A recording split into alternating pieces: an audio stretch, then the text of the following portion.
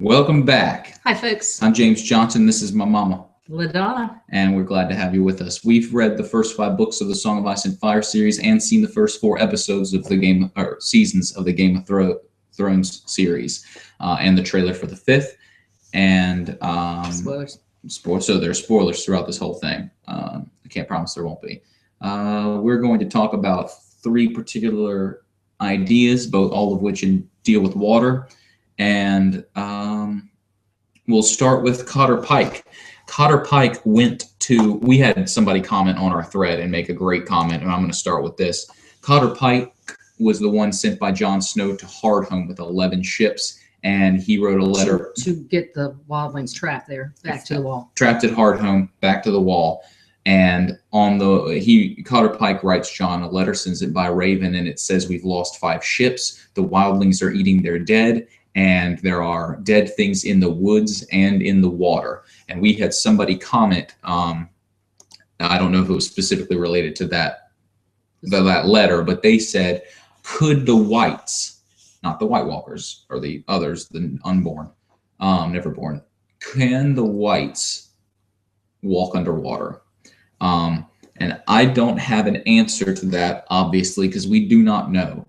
Although there is precedent for it in the books, in the sense that they are undead, which means they don't need to breathe or eat or sleep, that they travel without regard for the harsh realities around them, the cold, the snow.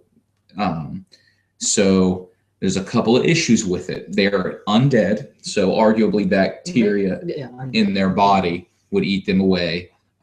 Predators in the ocean. Predators in the ocean, they'd be bloated, and that's almost irrelevant when you come to think about it, because they're undead. As long as they've got something on their body, they're moving. Bones left alone is the only way to kill them without fire. Well, actually, we've seen that right outside they the cave. They had tendons on them. I completely disagree. Okay. Could be wrong, but I disagree. Okay.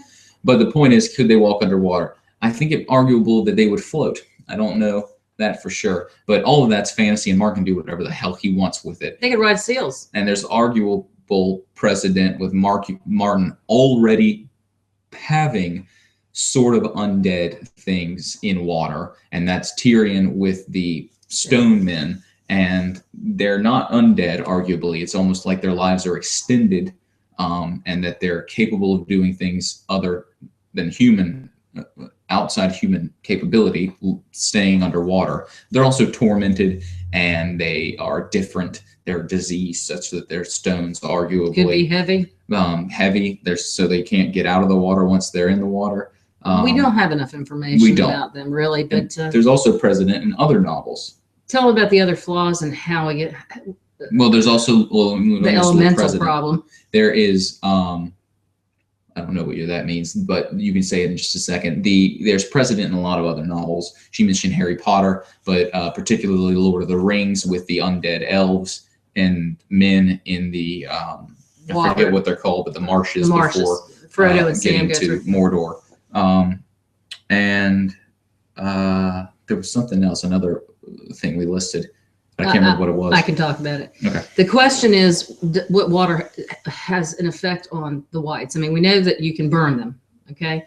Does water hurt them? Well, I don't know. They're kind of they're not ice creatures because they're resurrected, dead, but clearly they don't breathe. So that's irrelevant. So yeah, the bottom line, on my opinion, is sure, why can't they go through water unless the water affects them? So if the water's lukewarm, it may have kind of the lesser effect of fire on them. I don't know. But if the water's cold and winter has come and that ocean is really cold, it might not affect them.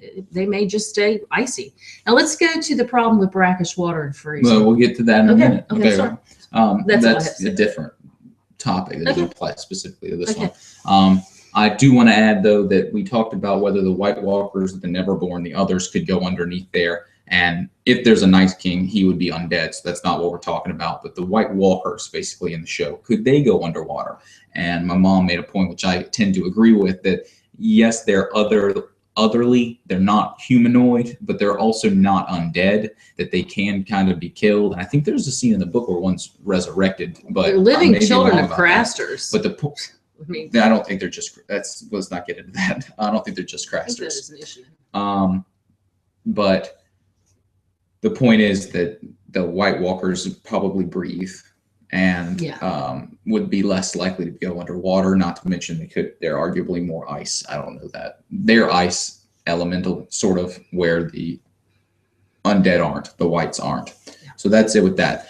On another note, let's get to the one you mentioned last, if you don't mind. I don't care how you do it, honey. It's fine. The Dothraki horse lords can't handle being on boats, and they're scared of the salt water. Except for Danny's few that went over. Then they are puking everywhere, and that's a very small amount. So how can you get Dothraki riders over? Well, if the winter comes, and it's going to end up even in Dorne, then it may be cold enough in the northern parts of Western Essos that water would be frozen. And just like there's the idea of walking on water, the Dothraki horse lords could just ride their horses along it. And that's also kind of the Rainbow Bridge from Norse mythology that led from one world to another. The bridge isn't Ragnarok. It's the Bitburn Bridge. There you go. Well done. Why that came to me, I don't know. And the idea that it could freeze and they could ride across it. And there's a bunch of stuff mentioned in the books that kind of alludes to there being the idea of wet, frozen things that the Dothraki might not understand and have defined differently. In particular, I'm talking about ghost grass. That's where I was. Is that what it's called? That's what they say. The ghost grass can take over the world. Grass, what is that? Ghost grass. Does it snow? Sounds a whole hell of a lot to me ice? like grass with ice on it. The ice, and it will cover the earth, and that's how the world will end. That sounds a lot like it's starting to snow in Essos and everything getting frozen. And that's, I mean, arguably that is precipitation, water falling down, but it's not. It doesn't help your plants. Well, you know, it's like the Bering Strait. If it's cold enough, long enough, and the snow covers the land, and the water gets cold enough for long enough to freeze, it doesn't have to freeze all the way down to the ocean floor. It just has to freeze thick enough to get people to walk across it. It's been done before. Yeah. Why not again? And, you know, there are parts of where Westeros comes into, or, you know, you look at the continents, look at those maps. It's not that far. And the Arm of Dorne, if it froze down there, there's stepstones. There you go. So, and I'm sure those are elsewhere as well. Well, but that leads us. That's a good point. Those stepstones are there for a reason. Just freaking walk across it. Well, you can, but it's close. If you got a boat, you can. Well, if you can see stones above it, they've been broken up, but you know you have to navigate carefully. Well, it's probably not that too deep. Shallow. Yeah. Fair enough. But that leads us to another point that the marsh people. Yeah, let's talk about that. Okay. So can I add one thing before you go to the marsh people, because it plays directly in, and then I'll let you do it. Remember, Stannis is going to use that black ice to decimate some of those troops with the Boltons. They've talked about the black ice. Stannis. I know, but where's that? That's up at Winterfell. No, I mean, where in the books does it say that? Where are you getting any of that? It's in A Dance with Dragons, where they know that they're going to meet up with the Bolton forces, and they talk about black ice, and it's ice that doesn't look like ice. And you ride a horse over there that's 800,000 pounds. You know, it might support a 180-pound man, or maybe 250 in armor. It isn't going to support a whole cavalry of horses. There's no way. Okay. So he's going to use, and that's been used before in history to defeat armies. By the way, in case you haven't looked it up, and I can't tell you which one it was. It might have been Napoleon. I don't remember. But it's been used before. And so Stannis is going to use that to his advantage. So we've got ice and water being used there as it freezes. Now go into what you said about the marshlands. So the Reeds, the marsh people, it's not just the Reeds. There's a bunch of people there. But their names of the families around there are Peat, Bog. I'm making them up. But they're Peat, Bog. And we know it's marshlands. But those areas... Not always. Kansas, for example, is extreme. There's a lot of marshes in Kansas. But those, yeah, the freshwater marshes, hell yeah, they're everywhere. There are in South Carolina, and we're the wetlands. Well, we are saltwater marshes. And one of the main benefits of the marsh area, and it's benefited the North, is that it's not easily penetrable. The fact that there's a King's Road through it allows it to be penetrable, but you can't take a cart through marsh. You can't ride a boat through those rivers and very that's been easily. Foreshadowed with the pig farmer bogging down. Okay.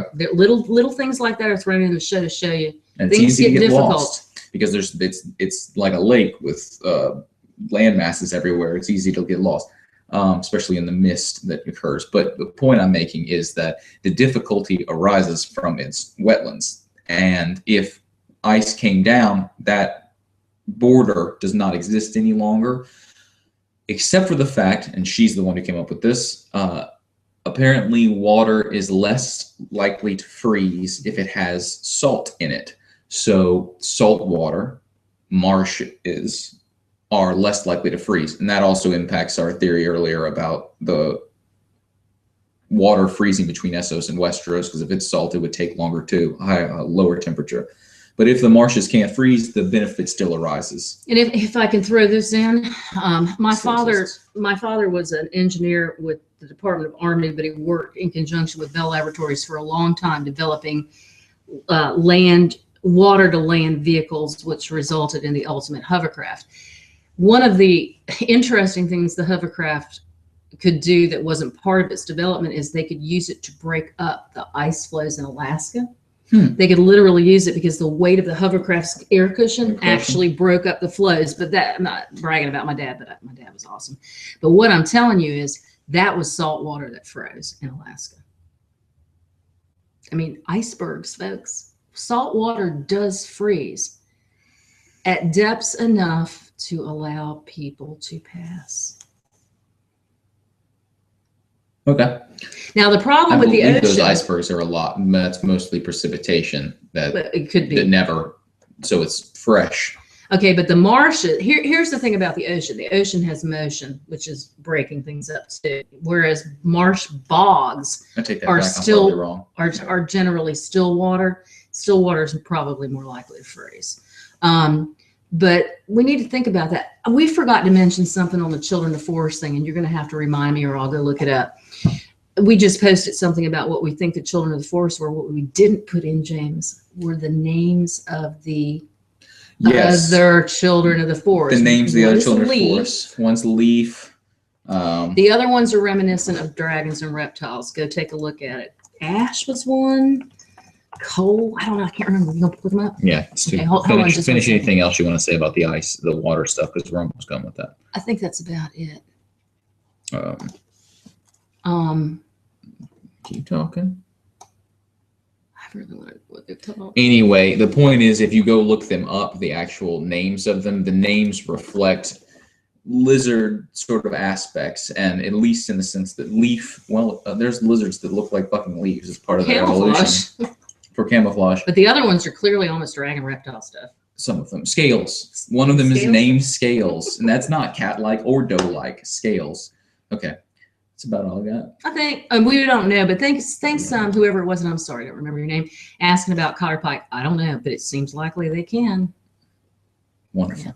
Yeah. All right. Thank y'all. Bye, guys.